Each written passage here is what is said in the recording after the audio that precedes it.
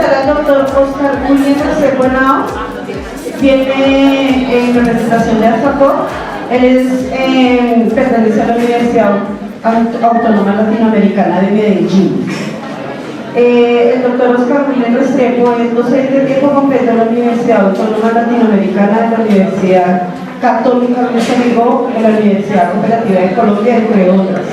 Magíster en Administración de la Universidad de Manizales, especialista en finanzas de la Corporación Universitaria Remington, está certificado como contador interamericano en MIP para pymes por parte de la Asociación Interamericana de Contabilidad, AICE. Certificación en la presentación de información financiera internacional expedido por ACCA, Asociación de Contadores Públicos Certificados. Es contador público de la Corporación Universitaria Remington. Realizó diplomados en normas internacionales de contabilidad en la Universidad de Medellín, Universidad Cooperativa de Colombia y Universidad Católica Luis Amigo. Realizó diplomados en normas internacionales de auditoría en la Universidad de Cataluña. Actualmente es profesor en varias universidades y presta servicios de consultoría en algunas empresas de la ciudad. Entonces, la conferencia que nos va a ofrecer el doctor Oscar es en aspectos teórico-prácticos de reconocimiento del impuesto diferido. Doctor, le doy la bienvenida, está en su casa y lo dejo con el audio. Bueno, muchas gracias, doctora. Primero que todo, un agradecimiento a todos ustedes, a la universidad por la invitación. Trataré pues de ser lo más dinámico posible. Estoy consciente de que la hora es un poco difícil, pero precisamente por eso tratemos de que no sea un monólogo, que no sea yo acá solamente hablando, sino que si ustedes tienen alguna inquietud, por favor la manifiestan, que la trataremos de resolver de manera inmediata, o si ya vemos pues que las preguntas son varias, pues tomaremos una última sección de la jornada para hacer las preguntas que ustedes consideren. Bien, lo primero que quiero manifestarles es felicitarlos. Yo tengo acá una frase que la puse ahorita, porque esto es lo que necesitamos, gente que ame lo que hace. Personalmente yo amo la contaduría, es una de mis grandes pasiones, con una cantidad de cosas que pasan, obvio, pero con el respeto de todos mis queridos amigos y colegas de otras profesiones. Yo siempre he dicho, esta es la mejor profesión que hay en el mundo. Y hay algo bien claro, que depende de nosotros. El día que nosotros mismos nos demos cuenta de que somos las personas más importantes que existen en la empresa, ese día posiblemente esto vuelva y empiece a cambiar y se vuelva a generar confianza pública y nos vuelvan a mirar con más respeto. Bien, hoy pues entonces nos convoca acá una conferencia que hemos planeado y que hemos preparado con base a lo que podríamos decir que está de moda: aspectos técnico-teóricos sobre el reconocimiento del impuesto diferido. Y la situación es que no es tan de moda, es un tema antiguo, de mucho tiempo, y adicionalmente no es tan difícil como pareciera ser. Está expresado dentro de las normas internacionales de información financiera bajo la NIC 12 y la sección 29. Y ahí yo sí quiero empezar pues como a dialogar. ¿Qué diferencia existirá entre NIC y sección? ¿Ustedes qué me pueden decir al respecto? ¿Será que eso es lo mismo? ¿O qué diferencia puede presentarse entre las NIC y las secciones? Me recuerdan el que lo sepa, y si no, pues lo aprendemos, no hay problema. Y si no lo recordamos, por si de pronto se les olvidó. ¿Alguien lo recuerda de pronto? ¿Qué diferencia hay entre NIC y sección? ¿Sí? Recordando ahí, en nuestro país las empresas se empezaron a clasificar por grupo de aplicación de normas internacionales, ¿cierto? Existe el grupo 1, existe el grupo 2, el grupo 3, esos son como los más comunes.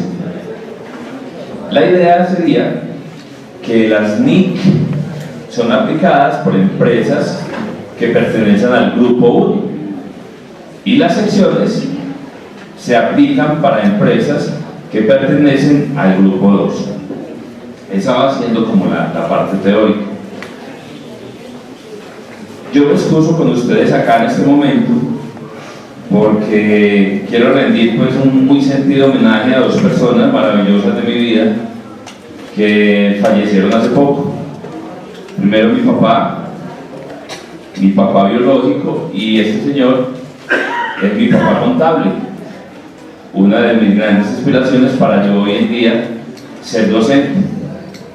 A pesar de que yo no soy profesional en la docencia, también la amo con toda pasión y me gusta mucho hacer docencia. Bien,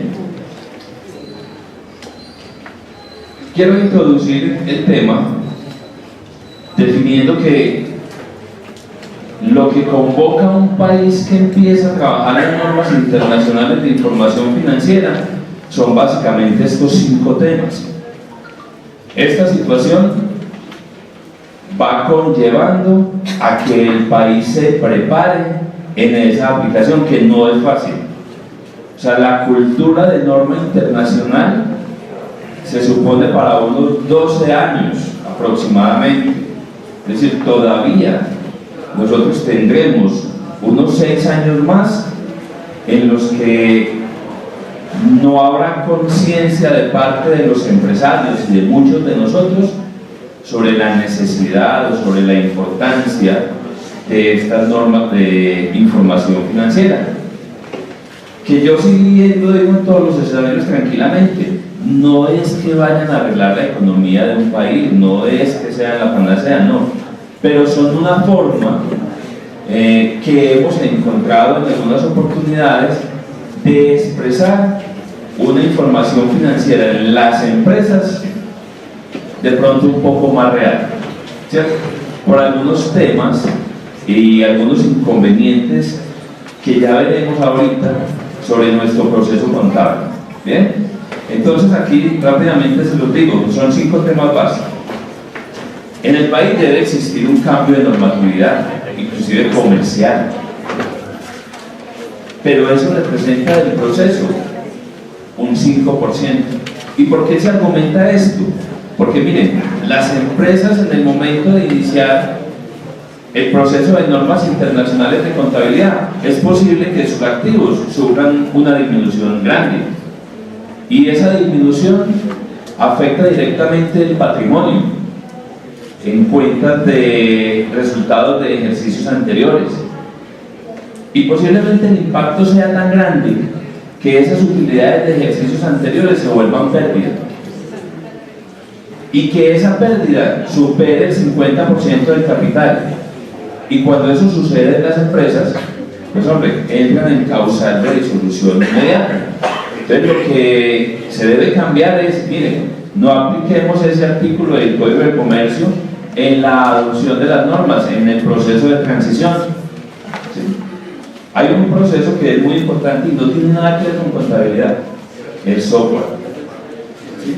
El software debe estar preparado para generar transacciones de este tipo. Bueno, y así una cantidad de situaciones, y obviamente hay que capacitarnos. Pero si ustedes notan, estas estadísticas mundiales nos dicen que la capacitación que requieren los contables para el proceso solamente es de un 10%, porque hay una garantía en la aplicación de normas internacionales de información financiera. Si ustedes han trabajado bien la norma contable anterior contenida en el decreto 2649, entonces tenemos un adelanto de un 80% del trabajo de MIFA. Es decir, el cambio podría ser un 20%. ¿Qué ha ido pasando y qué se descubrió durante todos estos años de proceso? Que es que definitivamente nosotros no trabajábamos el decreto contable. Nosotros trabajábamos otro tipo de modelo, pero que no tenía nada que ver con la contabilidad.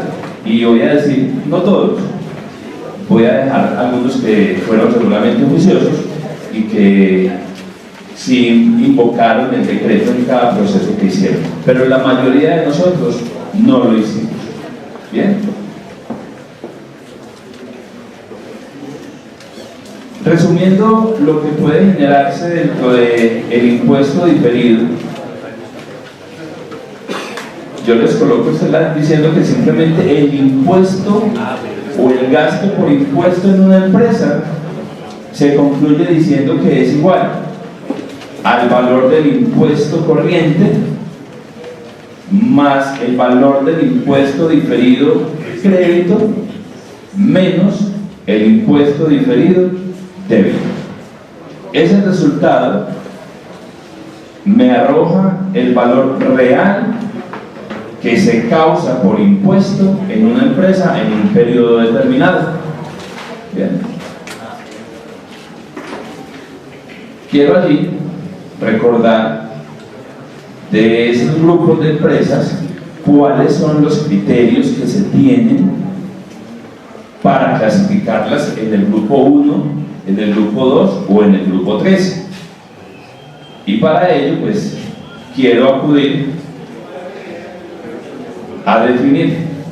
Recuerden, si es una empresa del grupo 1, está obligado a aplicar un modelo que se llama plenas, ¿sí?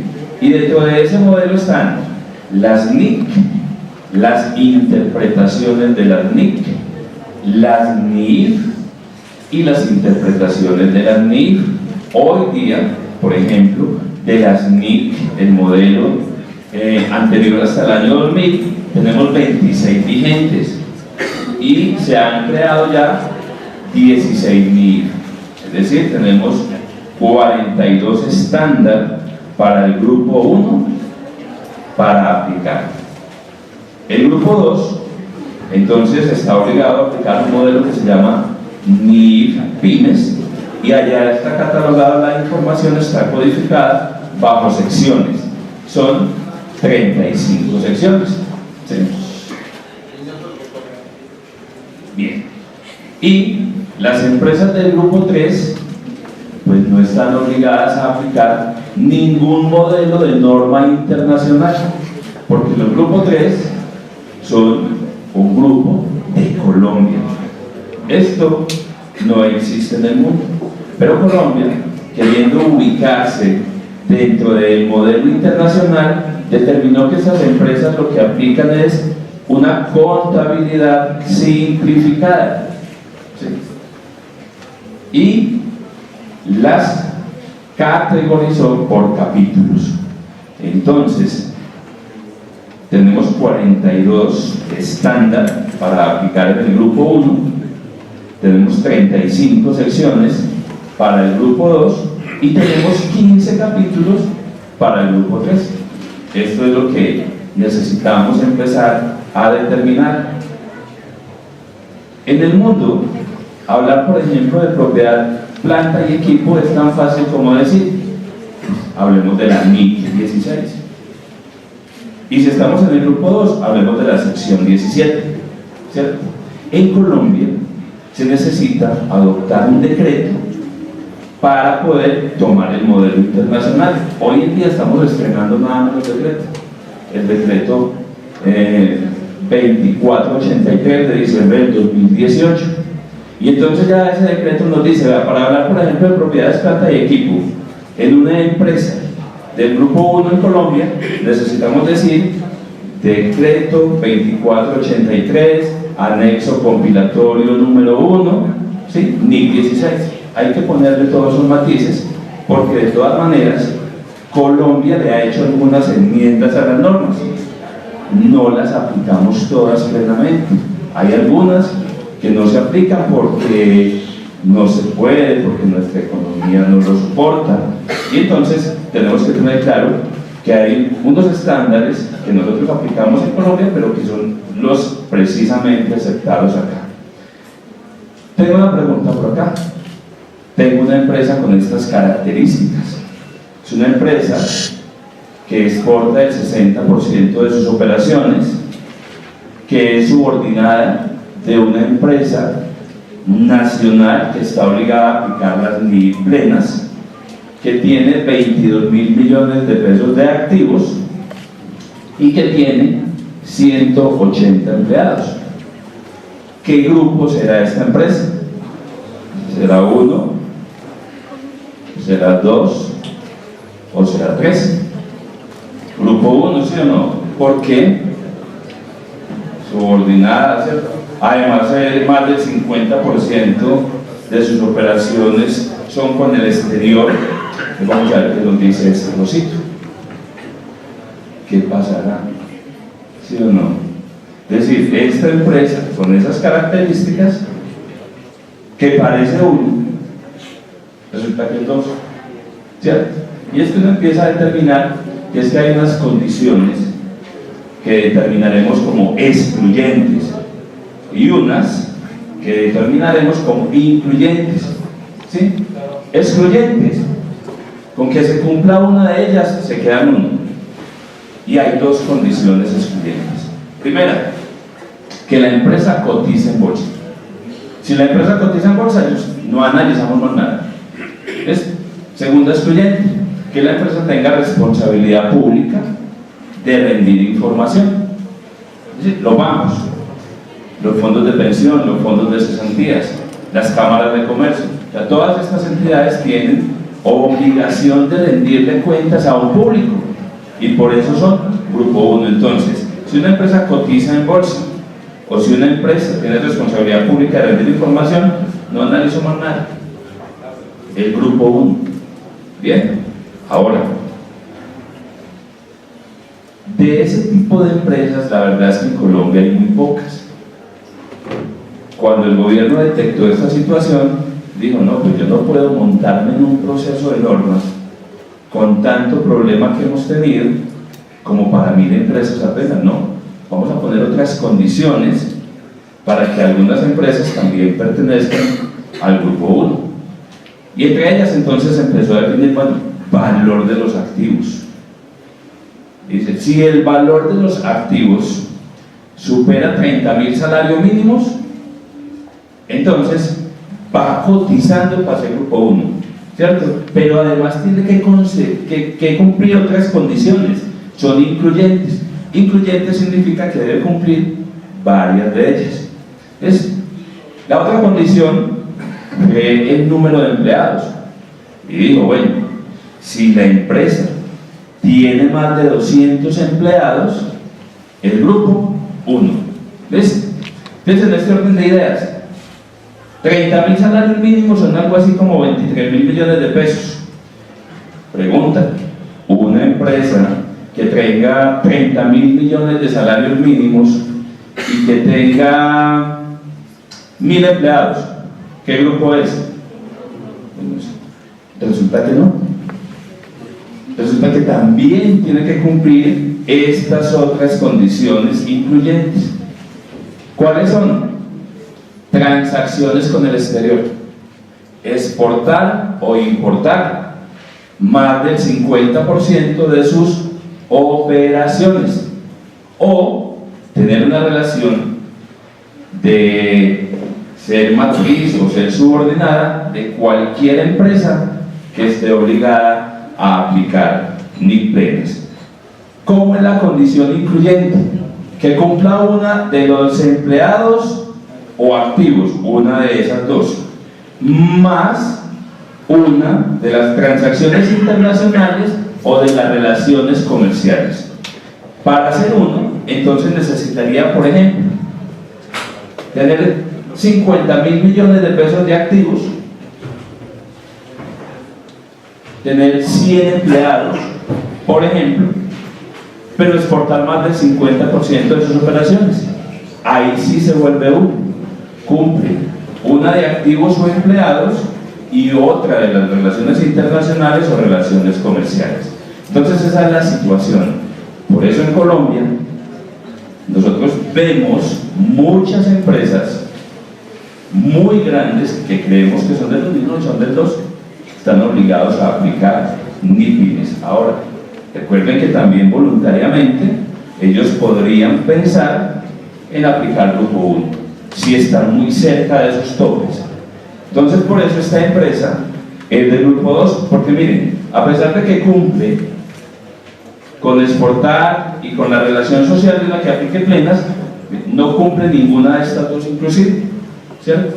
Ni cumple empleados, ni cumple activos. Por eso se queda en el Grupo 2. Esa parte es de las más importantes que está sucediendo y que se están presentando, porque se ha detectado que una gran cantidad de empresas se clasificaron en el Grupo 1 y no eran 1, ¿cierto? Porque teníamos una pequeña confusión allí con respecto a la clasificación y al cumplimiento de los requisitos. Entonces es importante saber que hay unos requisitos que son incluyentes y que se deben cumplir varios de ellos. Bien, con el tema pues del gasto por impuesto diferido, y les mencionaba ahorita una formulita para determinar el gasto: impuesto corriente más impuesto diferido crédito menos impuesto diferido débito. ¿Qué es el impuesto corriente? El impuesto corriente simplemente es el valor del impuesto que va a tener que pagar una empresa en un periodo determinado, que puede ser un saldo a favor, ¿cierto? Entonces es el impuesto que va a pagar en el año 2018, y eso se puede ver afectado por el concepto del impuesto diferido. Y el impuesto diferido, ¿sí?, es un valor de impuesto que pagaré de más o pagaré de menos en periodos futuros, que hoy no puedo afectar por la aplicación de alguna norma fiscal. Por ejemplo, un gasto de una provisión de cuentas por cobrar, o de una provisión de una demanda, o de una provisión de una garantía que yo le ofrezca a mis clientes, pues hombre, yo lo puedo contabilizar dentro de mi empresa, pero no lo puedo tomar como una deducción en mi declaración de renta, porque la norma dice que se tomará como deducible cuando efectivamente se pague, cuando se incurra en él, cuando se haga el desembolso en efectivo, ¿sí? Yo en mi empresa lo contabilizo porque yo estoy considerando que es muy posible que yo lo vaya a tener que pagar. Será un gasto contable, más no un gasto fiscal. Entonces, cuando yo finalmente en lo fiscal pueda tomarme ese gasto, ya generaremos el caso contrario. Yo ya lo tenía registrado en contabilidad, ya lo tenía afectando mi utilidad, y fiscalmente no lo había declarado. Cuando lo declare, pues claro, yo no lo vuelvo a contabilizar porque ya estaba, ya tengo el caso contrario. Entonces, por ese tipo de cosas se presenta el impuesto diferido. Y por eso les decía, este tema no es nuevo, es que eso siempre ha pasado en la contabilidad.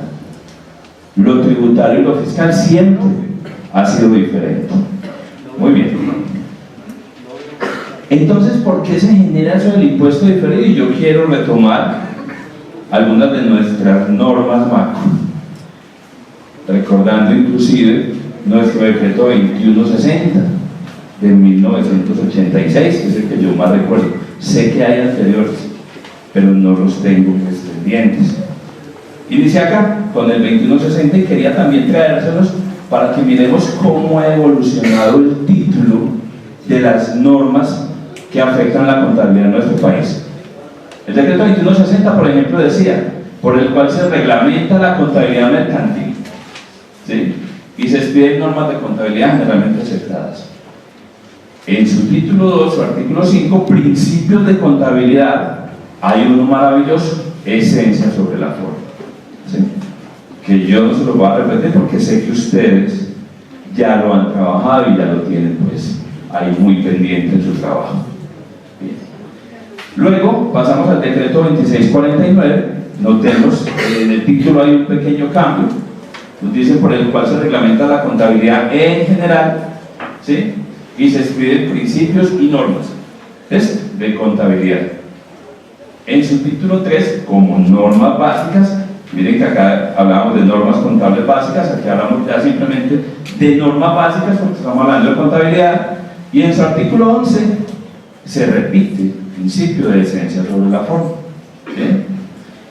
¿Qué es esencia sobre la forma en resumen? Reconocer los hechos económicos en contabilidad con base a su esencia y no únicamente en su forma legal. Ese es como el resumen. Vamos al año 2009 y se despide el principio de todo esto que estamos viviendo hoy en día, la ley 1314. Y ahí sí los invito a que leamos el título, porque ese título ya sí como que amplía un poco lo que se hace en contabilidad, ¿cierto? Reglamenta los principios de contabilidad, pero además las normas de aseguramiento, y se disponen otras normas. Allí nos dejan claro que hay unas autoridades para aprobar proyectos de normas de contabilidad, que hay unas entidades para elaborar esos proyectos.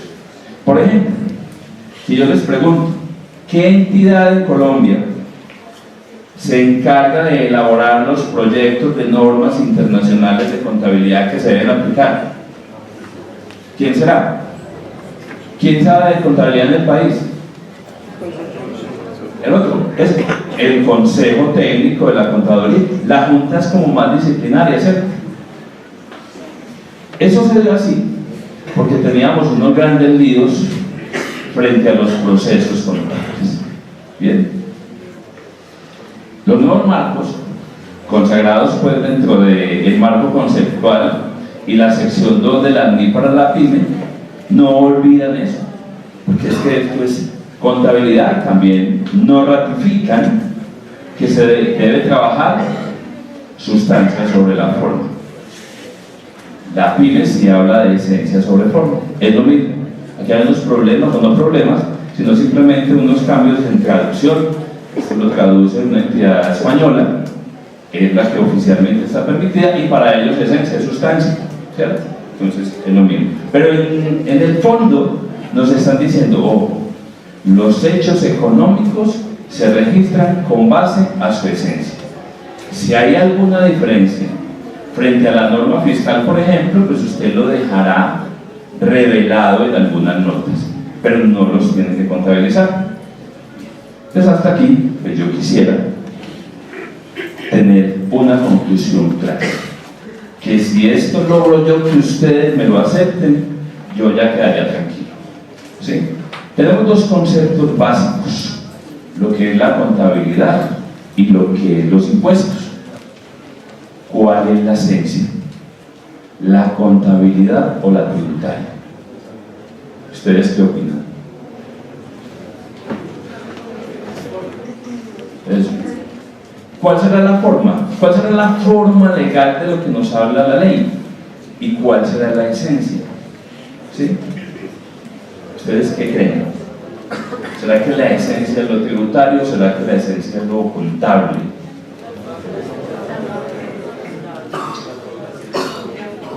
Yo opino acá que la esencia es la contabilidad. Es decir, usted de la contabilidad saca una forma que se llama impuestos. Usted de allá puede tomar unos datos y hacer su declaración de renta. No al revés, ¿cierto? Y el problema nuestro durante una gran cantidad de años ha sido ese.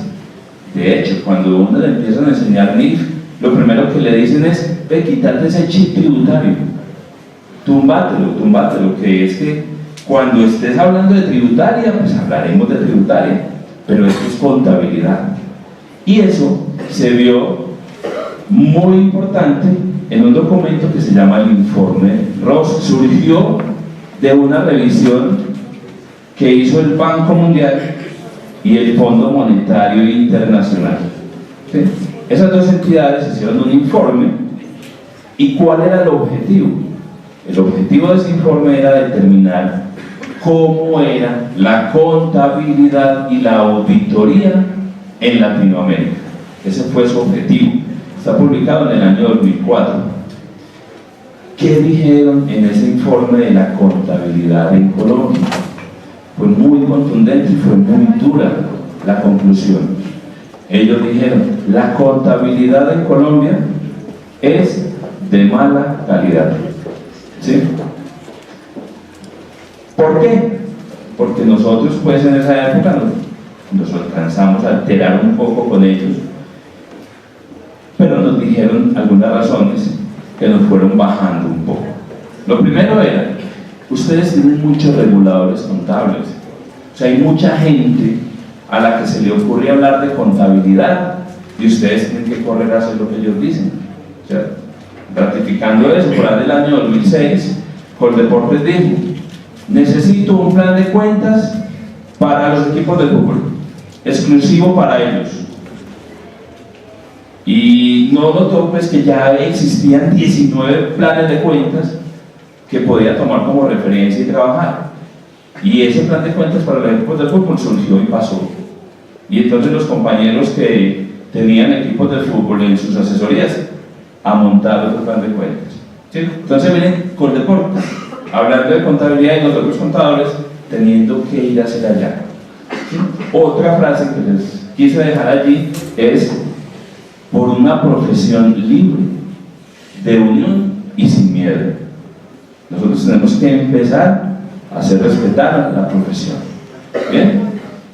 ¿Qué más nos dijo ese informe? Lo más grave de ese informe fue la contabilidad de ustedes, el mundo no la entiende, porque la contabilidad de ustedes es tributaria, es decir, el objetivo de la contabilidad que ustedes trabajan es para determinar cuánto impuesto pagan, ¿cierto? Y ese no es el objetivo de la contabilidad. Por esa razón, tal vez, cada que nosotros le entregamos un informe a nuestro gerente, él de entrada sabe que eso no es verdad, ¿cierto? Porque aquí sí hay algo bien particular y yo tengo esas preguntas a lo último. ¿Quién maneja el proceso contable en la empresa donde usted es contador? Y entonces hay varias opciones. ¿Será que la maneja el cliente? ¿El proveedor? ¿Será que el cliente le dice a usted, qué pena con usted, pero yo cierro el 20 o el 25 y a partir de esa fecha usted me sigue despachando mercancía, eso sí, no me puede dejar parado, pero me factura con fecha del 1 del mes siguiente, ¿cierto? Pues eso pasa en Medellín, aquí no sé. Y esa situación genera estos problemas. Cuando yo le entrego al gerente mi reporte de ventas diciéndole vendió 100 millones, él adentro está diciendo si yo despaché entre el 25 y el 30, por ahí 80 más. Él ya sabe. Por eso a nuestros informes no les hacen tanto caso. ¿Qué nos dice él? No, vení, ¿cuánto hay que pagar de IVA? ¿Cuánto hay que pagar de retención? Es decir, todo lo de impuestos. La información que nosotros le presentamos normalmente y lamentablemente no se toma como base para tomar decisiones. Y eso es lo que estamos invitados a cambiar.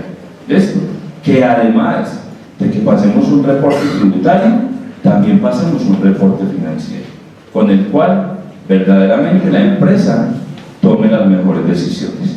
Bien, con que ustedes me tengan clara esa conclusión de que la esencia de lo contable y lo tributario es simplemente, yo quiero mucho la tributaria, soy tributarista y me gusta, da plata, pero es mentirosito, ¿sí o no? Por ejemplo, ¿cuál es la vida útil de un vehículo? ¿Cuántos años?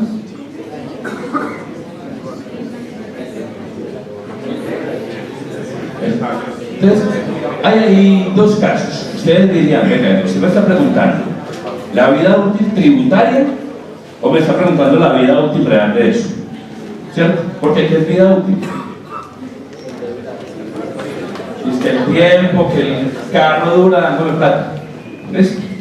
Entonces, además de esa pregunta me deberían decir, venga, ese carro usted lo compró antes del 1 de enero del 2017 o después del 1 de enero del 2017. Es que fue antes. Tributariamente dice la DIAN que son 5. ¿Ves? Y después, dicen que son 10. ¿Sí o no? Pero eso es una situación pues también que uno dice, ¿será que hemos visto algún carro por ahí con más de 10 años que todavía está generando ingresos? ¿O ya no? ¿Sí? Esas serían como las preguntas más bien contables. Y se extraña a uno porque uno ve que la empresa tiene un solo carro que reparte, por ejemplo, la leche, ¿cierto? Con eso genera sus ingresos y va a votar la contabilidad y está en cero. Muy extraño, ¿cierto? Eso generó el informe Robson. Entonces decía, no entendemos eso, ¿por qué?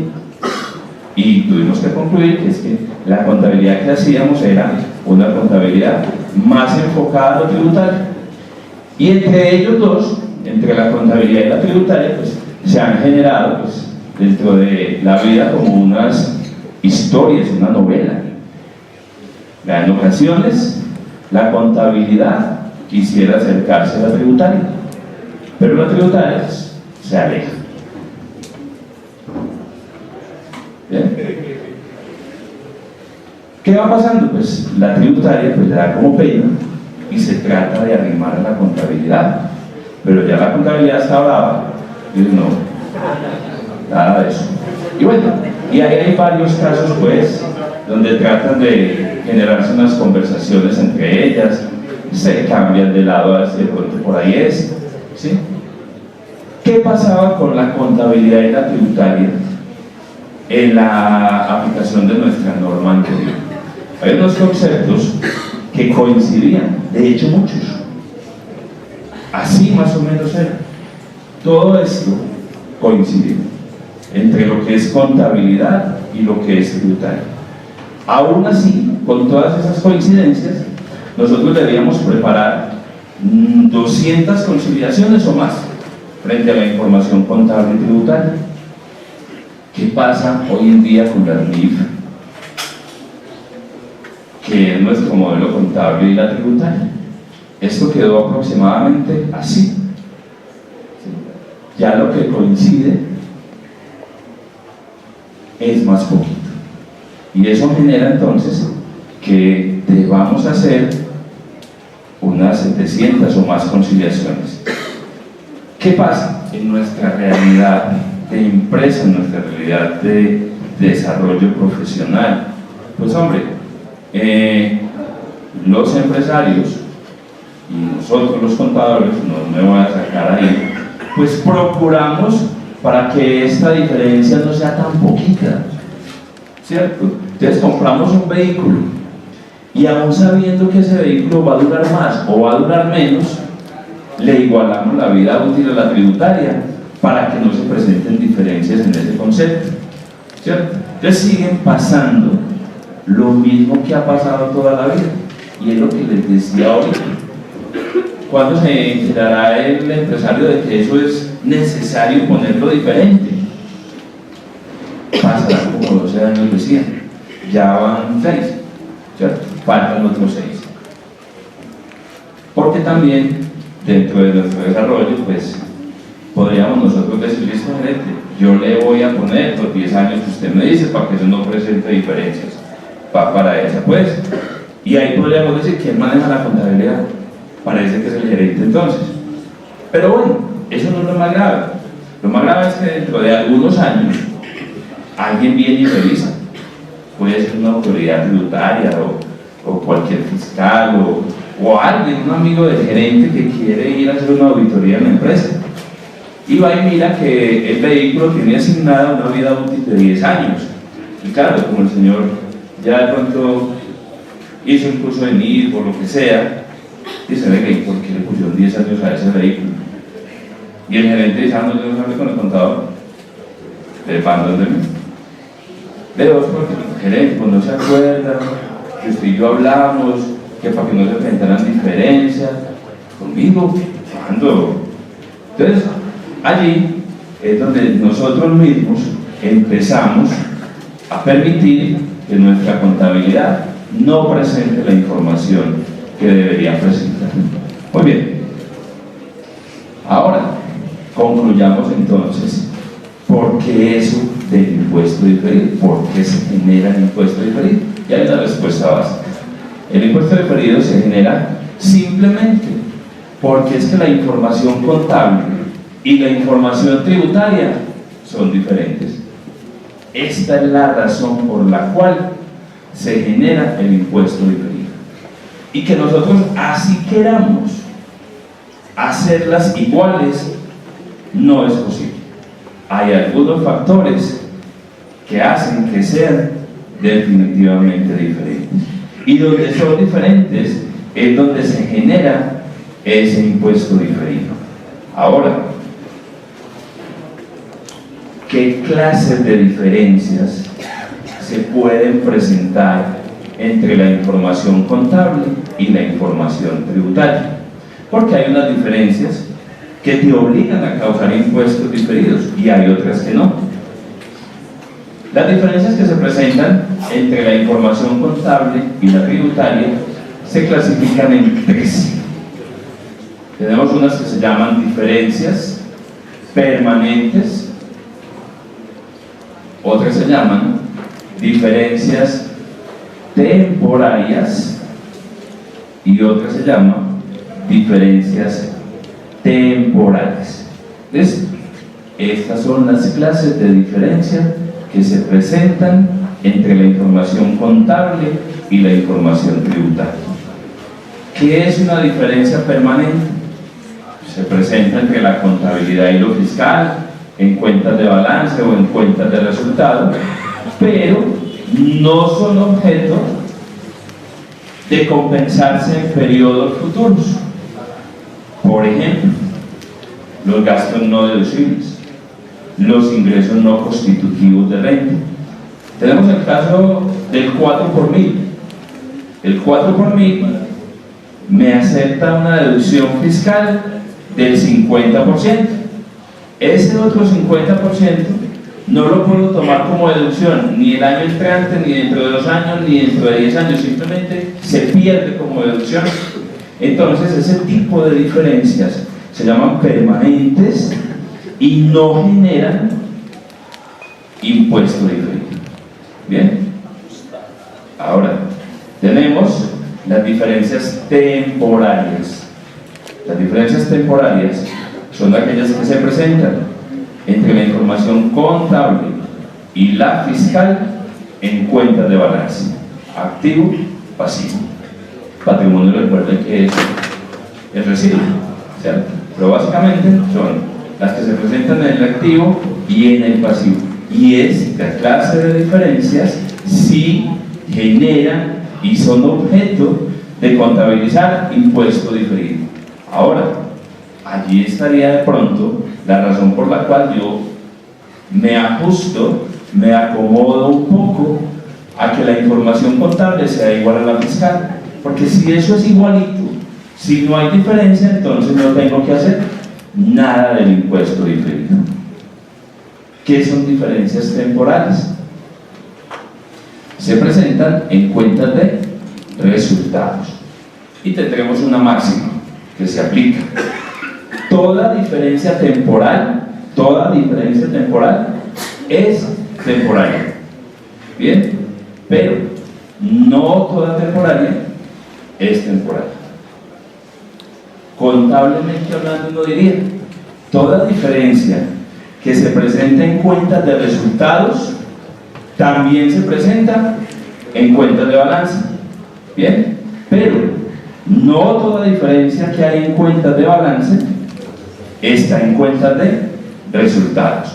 Bien, y entonces nosotros decimos que toda diferencia temporal es temporaria, pues las diferencias temporales también son objeto de causar impuesto diferido, ¿cierto? Muy bien. Luego, decíamos que ese impuesto diferido podría ser crédito o podría ser débito, ¿cierto? Es decir, la naturaleza del impuesto diferido respeta lo que nosotros siempre hemos hablado en contabilidad. Al impuesto diferido crédito también lo llamamos impuesto diferido pasivo o imponible. Y el impuesto diferido débito lo llamamos impuesto diferido activo o deducible, también a la vez. ¿Qué es el impuesto diferido crédito entonces? Yo estoy aplazando, por decirlo de alguna manera, una cuenta por pagarle a la administración tributaria para periodos futuros. ¿Y qué es el impuesto diferido débito? Hoy en día estoy haciendo un pago mayor de un impuesto que en el futuro podré pagar de menos. Esa es la idea de lo que es el impuesto diferido débito y el impuesto diferido crédito. ¿Listo? Cuenta por pagar y cuenta por cobrar.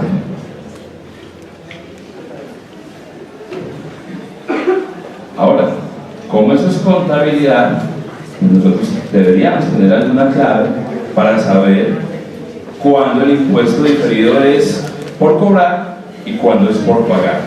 Yo les propongo esta que tengo acá, ¿sí?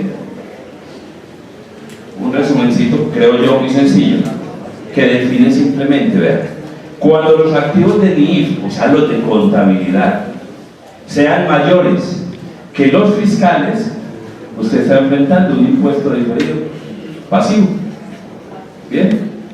Cuando sean menores, es activo. Eso con los activos, ¿cierto? Con los pasivos. Si los pasivos de NIF son mayores que los fiscales, el impuesto diferido es activo. Bien. Y si mis pasivos son menores en contabilidad que en lo fiscal, tengo un impuesto diferido pasivo. Recuerden, cuenta por pagar, cuenta por cobrar, cuenta por cobrar, cuenta por pagar. Bien. Eso se debe llevar a contabilidad.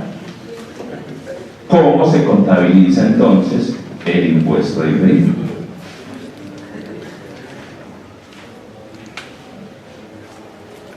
Acá tengo pues otras opciones por las cuales se debería causar impuesto diferido. ¿Sí? Acá. Una de ellas, cuando para medición posterior utilizo en los activos fijos, en los intangibles o en los otros activos un método que se llama costo revaluado. Bien, que se puede presentar por la determinación de un valor razonable o por el avalúo que haga un experto en vivienda. Bien, también se puede presentar por la combinación de negocios. Cuando hay una combinación de negocios, ¿qué es eso?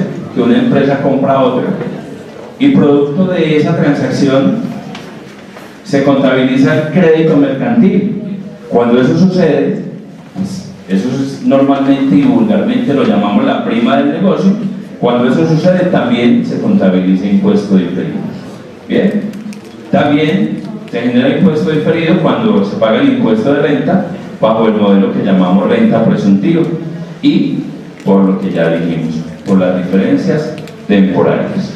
Bien, ¿cómo se contabiliza entonces? Si el impuesto diferido es débito, se generará una cuenta por cobrar, una cuenta del activo. Yo la sugiero en la 18, no tiene que ser esa. Usted puede tener otra cuenta del activo que llama cuenta por cobrar por impuesto diferido. Y su contrapartida es una cuenta de resultados que podría ser un ingreso o un gasto. Yo lo recomiendo en el crédito del gasto. Y si el impuesto diferido es crédito, entonces un gasto en el débito y se genera una cuenta por pagar. Dos excepciones tenemos acá.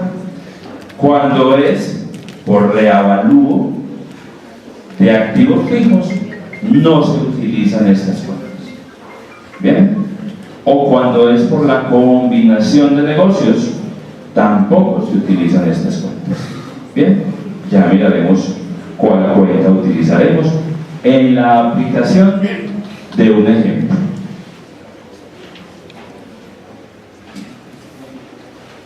¿Qué ha hecho la administración tributaria para tratar de controlar las diferencias que se presentan entre la contabilidad y lo fiscal? De lo último que se reporta son 4 normas. Bien, en el 2012, con la reforma tributaria, en su artículo 165, nos dijo que cuando las empresas iniciaran una fase que se llamaba aplicación, debían llevar durante 4 años más el modelo fiscal aplicando decreto 2649 y decreto 2650. ¿Ves? En esa época decían, hay que llevar 2 contabilidades, ¿sí? Una fiscal y una que llamábamos de NIF. ¿Bien? ¿Qué herramienta iba utilizando la DIAN para verificar esas diferencias? Utilizaba un formato que lo llamábamos el 1732. ¿Sí? Ahí le reportábamos a la DIAN qué diferencias se presentaban entre la contabilidad y lo tributario. ¿Bien? Luego, el decreto 2548 simplemente ratificó esto, dijo sí, vamos a hacer 4 años más esa situación, y propuso 2 formas posibles de tener el registro de las diferencias. Uno se llama el sistema obligatorio de diferencias, ¿sí? Y otro se llama el libro auxiliar tributario.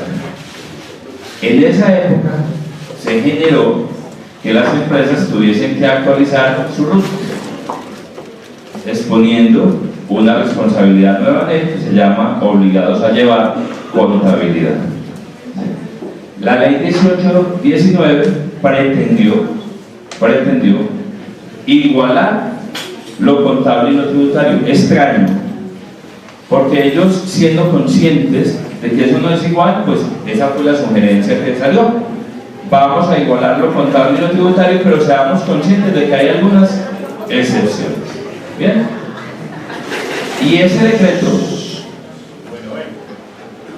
canceló la posibilidad de manejar las diferencias en el libro auxiliar tributario.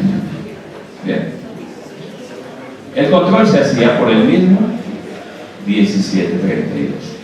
Hoy día está vigente el decreto 1998, ¿sí?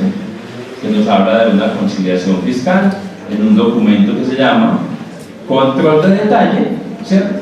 Y que lo que me dice es que cuando hayan diferencias entre lo contable y lo fiscal, yo la registre de manera simultánea. Bien, que yo determine cuál es la diferencia que existe.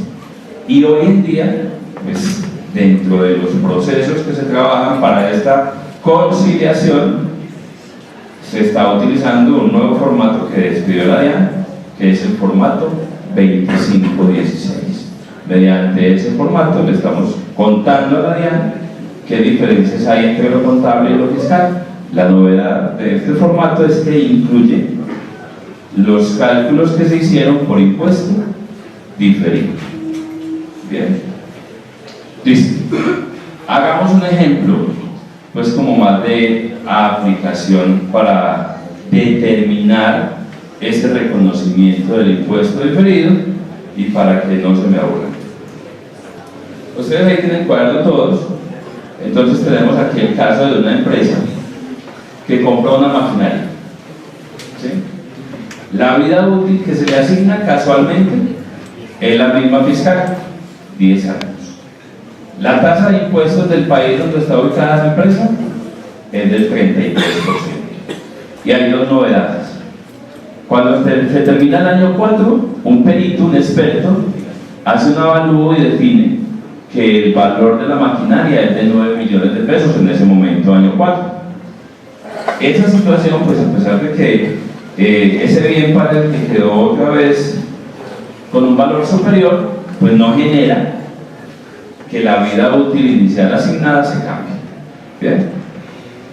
¿Qué se hace con esta transacción? Pues lo primero entonces es realizar la compra.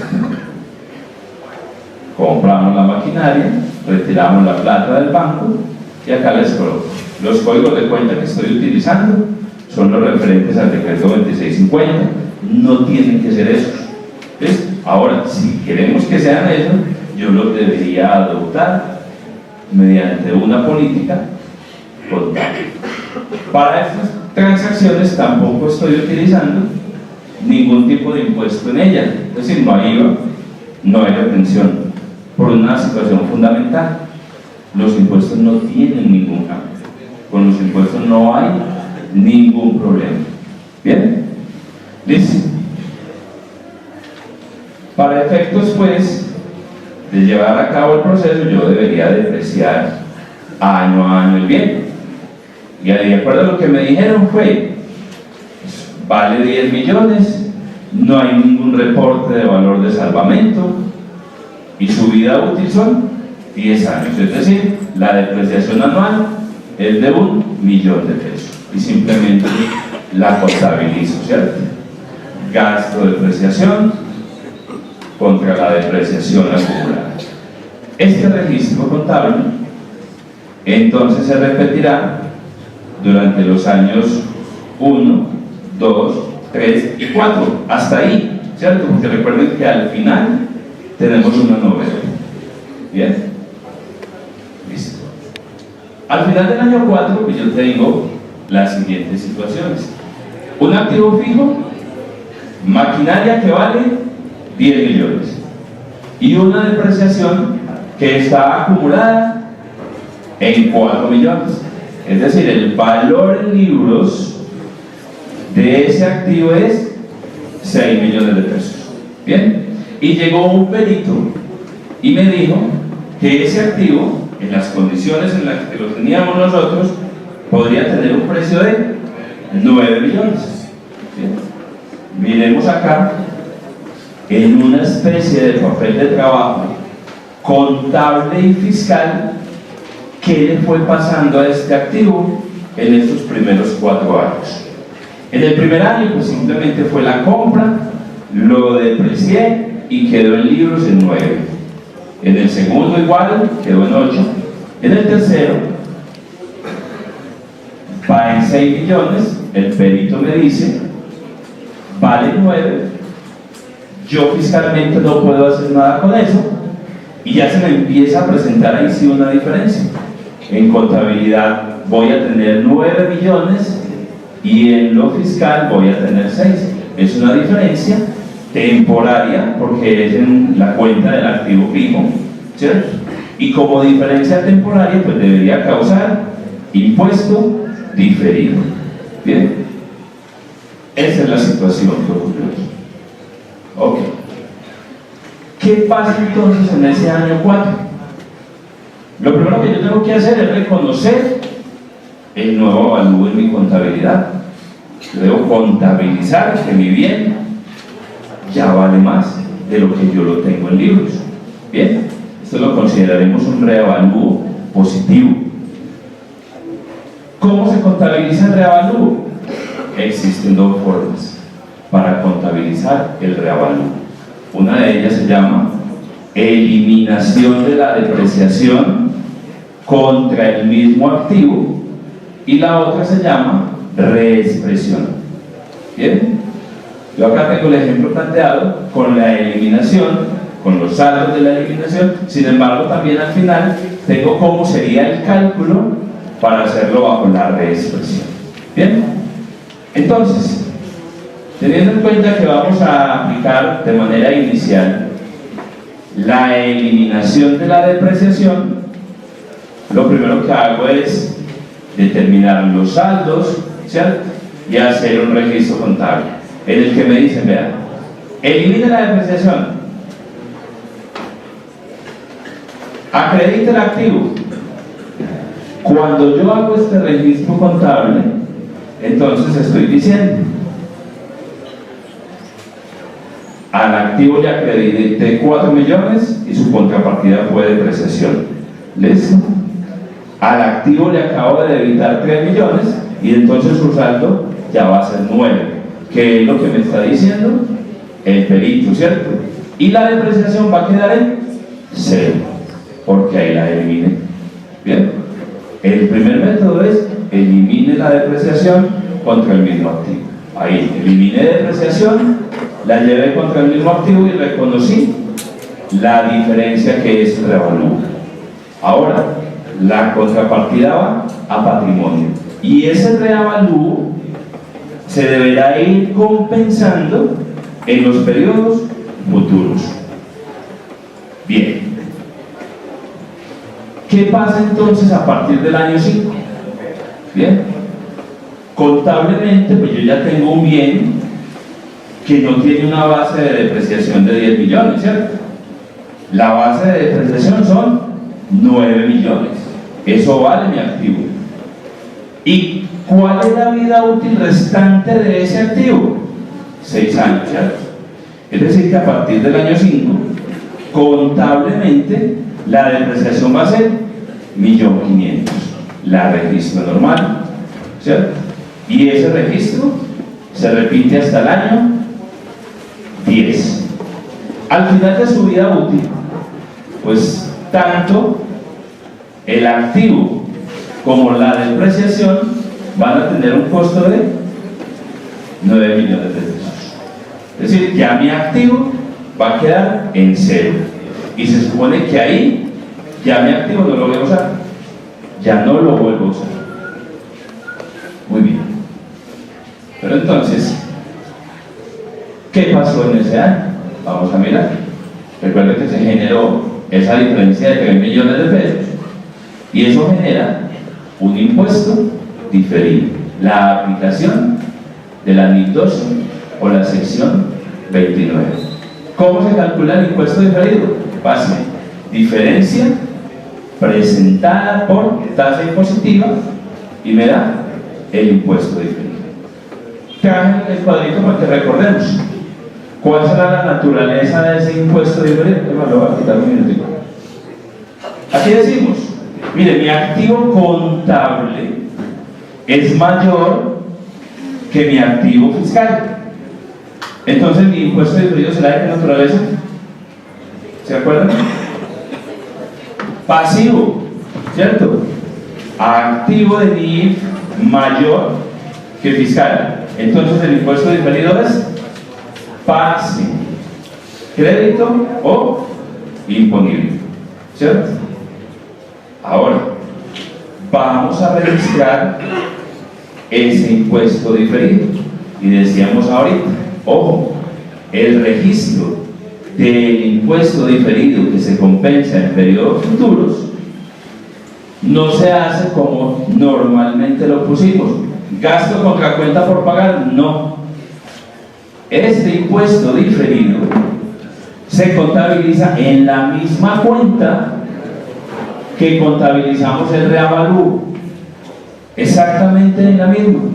Entonces quedaría contabilizado más o menos de esta forma: un débito en la cuenta del reavalúo patrimonio, es decir, en la misma donde habíamos contabilizado los 3 millones, ¿sí? Y el crédito en la cuenta por pagar por el impuesto diferido. Entonces, ¿qué estoy representando yo acá? Yo estoy diciendo, vean, si esta empresa en este momento vendiera ese activo, tendría que pagar un impuesto de 990.000. ¿Bien? ¿Qué ha ido pasando? El IASBEO saca enmiendas. Hay una que viene publicada desde hace 4 años, donde dice, vean, si la intención de hacer el avalúo nuevo no es vender el activo, pues no debería causarse impuesto diferido. ¿Sí? Esa es la enmienda, pero la enmienda no ha pasado. ¿Sí? Todavía eso está en proceso, es decir, hay que aplicar esto. Bien, entonces así se contabilizaría el impuesto diferido para el periodo. Estamos en el año 4, cuando se presentó el reavalúo. Ese impuesto diferido, igual que el avalúo, se debe ir compensando también en los periodos futuros. Entonces vamos a mirar qué pasaría a partir del año 5, ¿cierto?, con ese caso de este activo. Miren cómo Recuerden que iniciamos con una diferencia de 3 millones en el final del año 4 y a partir del año 5 esa diferencia se empieza a compensar, ya cada día es menor. Compenso esos 3 millones en 6 años, es decir, de a 500.000 pesos anuales. Igual sucede con el impuesto diferido, ¿cierto? La causación del impuesto diferido originalmente fue 990.000. Como en el primer año no lo vendí, ¿cierto? Entonces lo que me está diciendo la norma es, bueno, si usted lo vendiera en el año 5, ya no me pagaría 3 de impuestos, me pagaría 2.500. Y eso es lo que va reflejando la contabilidad. Ahora, si lo vendo en el año 8, ya no me pagaría 3 millones, me pagaría 1 millón. ¿Bien? Y así, periodo a periodo, pues ese impuesto diferido se va compensando hasta llegar a ser 0 al final del periodo 10. ¿Cómo es el registro de la compensación? Registro contable de la compensación. Vamos a compensar entonces inicialmente el reavalúo. El reavalúo que fue de 3 millones y que se compensa de a 500 millones, de a 500.000 pesos anuales, se compensa debitando la cuenta del reavalúo patrimonio y acreditando la cuenta de resultados del ejercicio anterior. ¿Bien? Año a año voy haciendo eso. Es decir, al final de los 10 años, la cuenta de resultados del ejercicio anterior se va a ver afectada con un incremento de 3 millones de pesos por concepto de reavalúo del activo. El impuesto diferido, es que yo voy a quitar esta cosa. No sé cómo. Ya me recuerdo más tarde. Cuando reiniciarlo ahora. Bien, recordemos que el impuesto diferido en su momento original cuando lo causamos, se causó en la cuenta del reavalúo, ¿cierto? En un débito, y su contrapartida fue una cuenta por pagar. La compensación se hace devolviendo el registro, simplemente. Devuelvo la cuenta por pagar año a año por 165, como ya vimos que va a quedar en 0, y le devuelvo al reavalúo los 165.000. Periodo a periodo lo hago. Este registro se hace del año 5 al 10, este registro se hace del año 5 al 10. Y aquí estamos considerando pues que este activo no tuvo ninguna novedad desde el año 5 hasta el 10 y que en el año 10 terminó su vida útil económica, es decir, ya no lo vuelvo a usar para nada. Bien, aquí quise determinar después los saldos de esas compensaciones. ¿Qué pasó con estas cuentas del activo durante estos 10 años? Pues recordemos que esta por allá en el año 4 quedó en 9 millones, ¿sí? Esta depreciación a partir del año 5 se incrementa en 1.500.000, al final quedan 10, ya lo habíamos confirmado, pero la cuestión pues de la cuenta del reavalúo, miren que inicialmente le quité los 990.000 del impuesto diferido, los compensé durante los 6 años restantes y lo compensé con las utilidades retenidas durante los 6 años restantes. Lo mismo el impuesto diferido. Inicialmente esta contrapartida son estos 990 y los voy restando año a año. Es decir, al final del año 10, la cuenta del reavalúo y la cuenta del impuesto quedan en 0. ¿Bien? Y el activo le tendría que dar de baja, porque se supone que ya no va a prestar más servicio en mi compañía. Muy bien. Recuerden que les dije que había otra forma, la reexpresión. Esa es otra forma de contabilizar reavalúo de propiedades, planta y equipo, de intangibles o de otros activos. Bien, ¿de qué se trata? Simplemente se trata de determinar cuál es el saldo en libros del activo al momento del nuevo avalúo. Ya lo teníamos. El saldo del activo era 3 millones de pesos. Y con esos datos determinó un factor de reexpresión. El factor se calcula tomando como numerador el valor del reavalúo. Nuestro caso, 3 millones. ¿Ves? Y el denominador es el costo de libros, 6 millones. Yo determino esa relación y me dice, usted tiene que reexpresar el activo en cuestión en un 50%. Aquí hago un papel de trabajo sencillo, donde determino, bueno, yo tengo una máquina que vale 10, la depreciación va en 4, su saldo es 6. Si le tengo que reexpresar un 50%, pues da 5 millones, es decir que mi activo valdrá 15.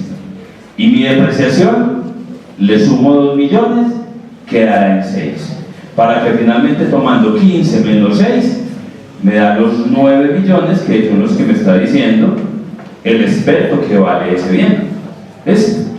¿Cómo es el registro contable? Lo que me sugiere ahí la norma es, vean, incremente el activo en 5, incremente la depreciación en 2 y contabilice la cuenta de reavalúo por los 3, normal.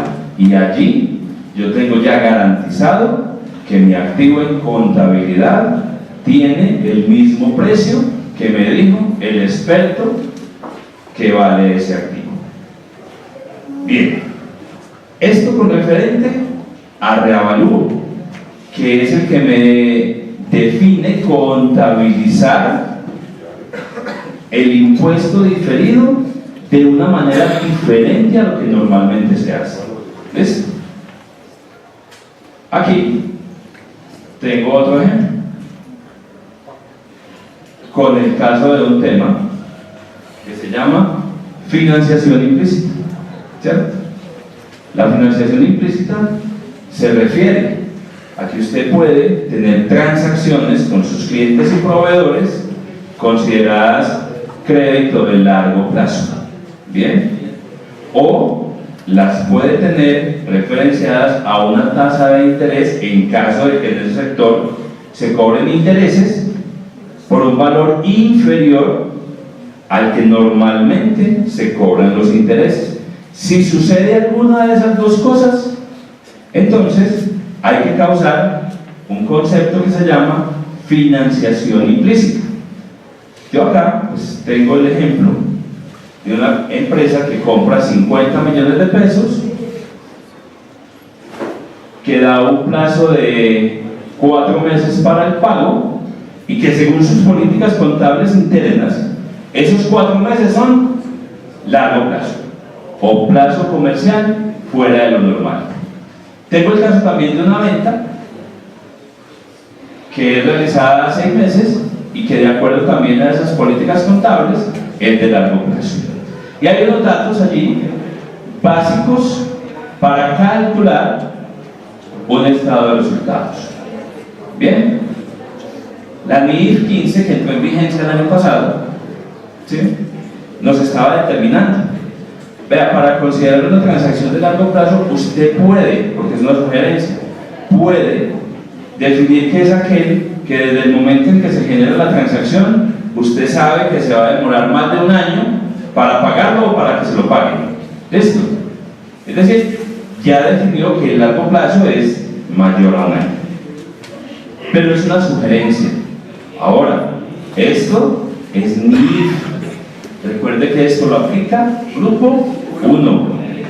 Del grupo 2 no ha salido aún nada. Pero, por jerarquía de la norma, si yo en el grupo 2 me quisiera ajustar a ella, la podría tomar. ¿Bien? Listo. Miren, para ese tipo de transacciones, pues, en la norma internacional, en la NIF de pymes, por ejemplo, en la sección 13, que es la de inventarios, el párrafo 7 determina que cuando yo haga una compra por fuera del plazo comercial normal, con pago aplazado, pues debo tener en cuenta la financiación implícita. y que la financiación implícita se debe contabilizar durante los periodos del crédito en una cuenta de gastos, para el caso del que compra. Para el que vende será un ingreso, ¿cierto? Para el caso del que compra, un gasto. Y me dice, y no se le puede sumar al valor del inventario o al valor del activo. ¿Bien? Igual, pues en la sección 11 del párrafo 13 nos da una justificación mediante los instrumentos financieros para ese tipo de transacción.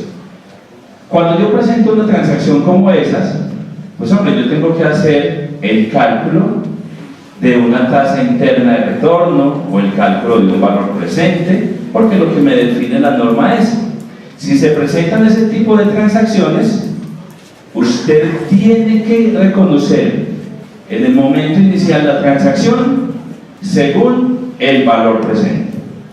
Bien, para eso pues hay muchas fórmulas para hallarlo, pero lo importante es definir. Y entonces la financiación implícita, ¿qué es? ¿Eso por qué será? El objetivo de la financiación implícita es reconocer el costo del dinero en el tiempo y actualizar la cuenta por cobrar o la cuenta por pagar respectiva. Eso es financiación implícita. Bajo este concepto, pues entonces nosotros decimos, hay que hacer el cálculo de la tasa interna de retorno y hacer un cuadro de amortización. Yo acá tengo el cuadro de amortización de la compra y el cálculo de la tasa de interés. ¿Qué pasa acá? Este cuadro se vuelve el documento soporte idóneo para contabilizar esa transacción. Lo que me está sugiriendo el cuadro es que yo la compra no la contabilice por 50, sino que la contabilice por 47, que es el valor presente. Y si la factura es de 50, no le hace. Es que esto es financiero, ¿cierto? No hay problema. Y aquí también tengo el cuadro, pues, de la venta. Estos intereses son los que llamamos financiación implícita. Bien, entonces ahí lo que me está diciendo es cómo debo contabilizar esas transacciones. Vamos a contabilizarlas entonces. Tengo acá el reconocimiento contable para el caso de la compra. Contablemente ya dijimos, estoy comprando es 47 millones, porque el cuadro de la amortización así me lo expresó. ¿Y la venta? Estoy vendiendo 47. Es 34, ¿cierto? El de la venta vendía 40 y el que compró vendía 40, ¿cierto? Entonces aquí yo no estoy comprando 50 sino 47, no estoy vendiendo 40 sino 34. Bien, pero recuerden que esto es distinto a lo que se hace fiscal, porque fiscalmente yo estoy comprando 50 y fiscalmente yo estoy vendiendo es 40, y referenciábamos que el costo era el 40% de la venta. Mi costo contable es 13.600, mi costo fiscal es 16. Bien, ahí voy cumpliendo el decreto 1998 que me dice, pues si usted lo que hace contable es diferente a lo que hace fiscal, hágame un registro adicional, muéstreme en alguna parte adicional cuál es la diferencia y explíqueme por qué la diferencia. ¿Ves? Entonces aquí uno diría, ahora es que el artículo 28 del Estatuto Tributario dice que los intereses implícitos no son fiscales. Listo, ahí les explico. Muy bien, ahora hay financiación implícita. El cuadro de amortización me dijo, para el periodo 1 tanto, para el periodo 2 tanto, para el periodo 3. Reconozcamos la financiación implícita de la compra. Nos dice la norma, es un gasto, no se suma al inventario, no se suma al activo, es un gasto, y su contrapartida es una cuenta por pagar. Objetivo, costo del dinero en el tiempo, actualizar cuenta por pagar o por cobrar. Financiación implícita de la venta, pues será al contrario, ¿cierto? El cuadro me sugería 1.200.000, cuenta por cobrar contra ingreso. Fiscalmente, eso no existe, pero no hago nada. ¿Cierto? Fiscalmente, no hay ningún registro por financiación implícita, porque fiscalmente no lo aceptan. Muy bien, y lo otro que me decían era, ahí hay otra información adicional para que usted prepare los estados de resultados. Entonces yo, enfrentando este tipo de cosas, digo, hay que hacer un estado de resultados contable y hay que hacer un estado de resultados fiscal, ¿cierto? Aquí yo lo traté pues de hacer para que lo tengamos ahí presente y miremos algunos efectos de los que se pueden presentar. Miren, contablemente vendí 34 millones de pesos, ¿sí? Fiscal, 40. Mi costo contable, 13. Mi costo fiscal, 20. Y así, voy pasando. Los gastos no tienen ningún problema, pero llego a los otros ingresos. Y el ejercicio me decía, vea, hay otros ingresos de 900.000 que son contables y son fiscales. Pero yo acabé de contabilizar un ingreso por financiación implícita que no es aceptado fiscalmente. Igual un gasto. Había otros egresos de 500 son contables y fiscales. Acabé de contabilizar 700.000 pesos de financiación implícita que no se aceptan fiscalmente. Y aquí pues ya de puro, simplemente voy a calcular el impuesto. Perfecto. Contablemente 5.907 igualito al fiscal. Los impuestos no cambian. La base para calcular el impuesto es 17, no 14. Los impuestos no cambian. ¿Listo? La reserva legal es contable, no es fiscal. Y aquí surge ese concepto de gasto o ingreso por el impuesto diferido determinado en las diferencias. Aquí dio 1.700.000, ya les voy a mostrar dónde sale. Y este 1.700.000 es un impuesto diferido que generó un resultado positivo en mi estado de resultados. ¿Qué pasa? Con este tipo de modelo, pues claro, el gerente le dice a usted, ¿pero cómo así? Que yo estoy dando una utilidad de 14 millones y usted me lo está calculando sobre 17. Señor gerente, así es. Esa es la norma fiscal. Listo. Después de que logra comprender eso un poco, me dice, no, listo, hagamos una cosa. Repártame mis dividendos entonces con base a los 11 millones. Y hay que decir, no, señor, sus dividendos se reparto con base a contabilidad, que se supone que es lo real. ¿Cierto? Entonces aquí es donde ese enfrentamiento se empieza a presentar, porque claro, ellos se ven atacados allí. ¿Sí? Bien. Aquí pues yo les hice el libro mayor de lo que fue la compra, la cuenta por cobrar contable, la cuenta por cobrar fiscal, el inventario contable, el inventario fiscal, ¿sí? Los proveedores contables y fiscales y los efectos de la financiación implícita, contables y fiscales, para que nos quedaran los datos completos y poder armar el papel de trabajo que hacemos entre lo contable y lo tributario normalmente, que es este. ¿Bien? Yo estoy cogiendo ya mi estado de situación financiera al final del ejercicio y estoy pasando por cada una de las cuentas del balance y estoy diciendo, bueno, las cuentas por cobrar contables, 34 millones.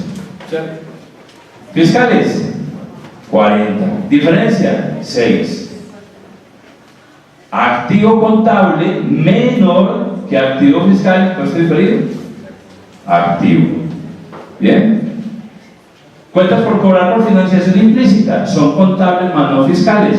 Activo contable mayor que fiscal. ¿Te hace impuesto diferido? Pasivo. Bien. Y así por cada uno de los conceptos del balance donde hay diferencia entre lo contable y lo fiscal. Acá les resumí pues, que al final el impuesto diferido débito da 2.419.000, el crédito da 1.411.000 y por eso este resultado positivo de 1.700.000 que teníamos allá. Porque recuerden, el impuesto diferido débito es una cuenta por cobrar al débito y la cuenta de resultados al crédito. Es decir, aquí le estoy haciendo un crédito mayor a la cuenta de resultados, que aquí la tengo. ¿Cómo registramos ese impuesto diferido? ¿Cierto? Este sí es el normal, este no es de reavalú. Decíamos, la cuenta, ¿cuándo es activo? Cuenta por cobrar. Y yo sugiero este tipo de cuentas. La 1890 la llamo impuesto diferido por cobrar. Y para relacionar eso con las cuentas por cobrar al cliente, pues le ubico la cuenta que normalmente ha identificado los clientes. Entonces, si yo tengo la 1890-1305, yo sé que es un impuesto diferido débito que se presentó en una diferencia de cuentas por cobrar a clientes. Y así pues por cada concepto de eso. Así contabilicé el impuesto diferido.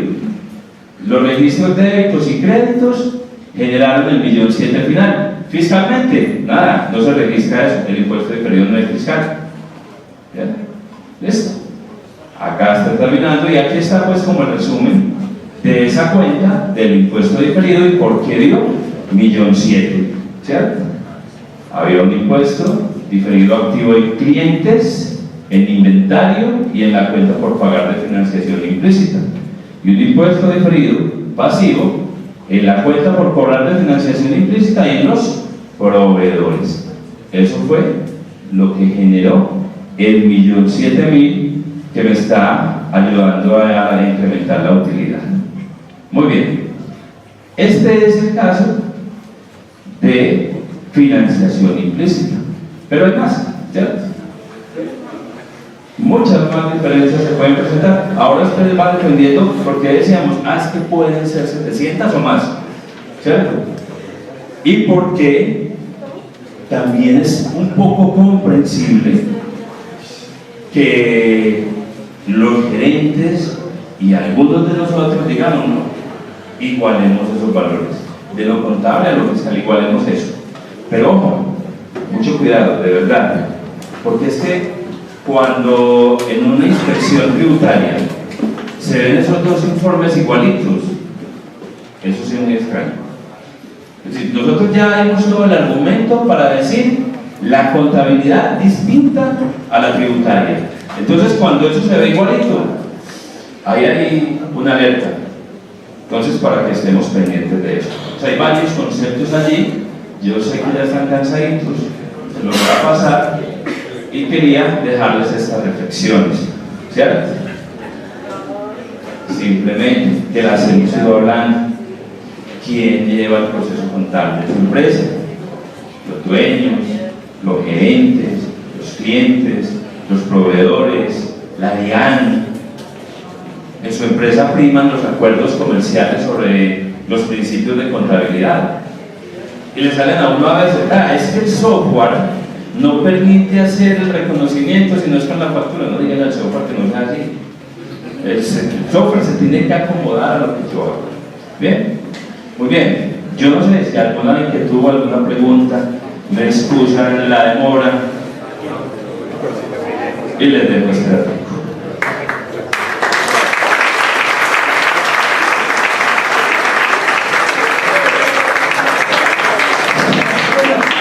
Un agradecimiento al doctor Oscar, bastante interesante, creería que es una de las conferencias en las cuales hemos aprendido bastante. Los que nos quedamos les agradezco por su esfuerzo físico y mental.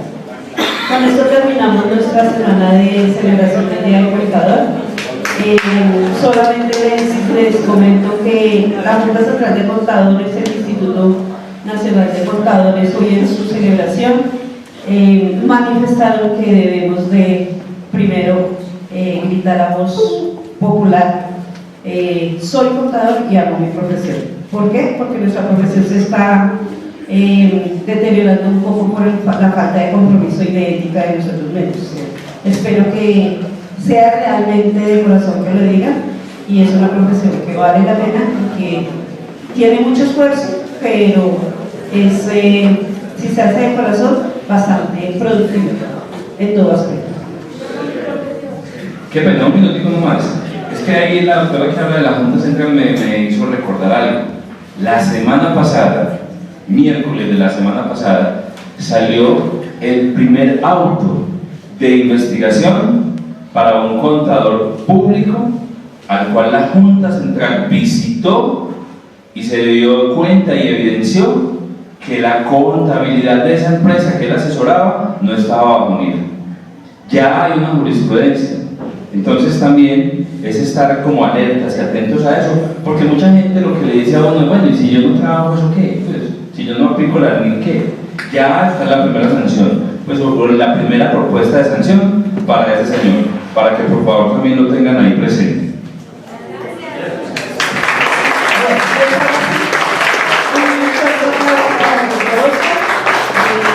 Muchas gracias por la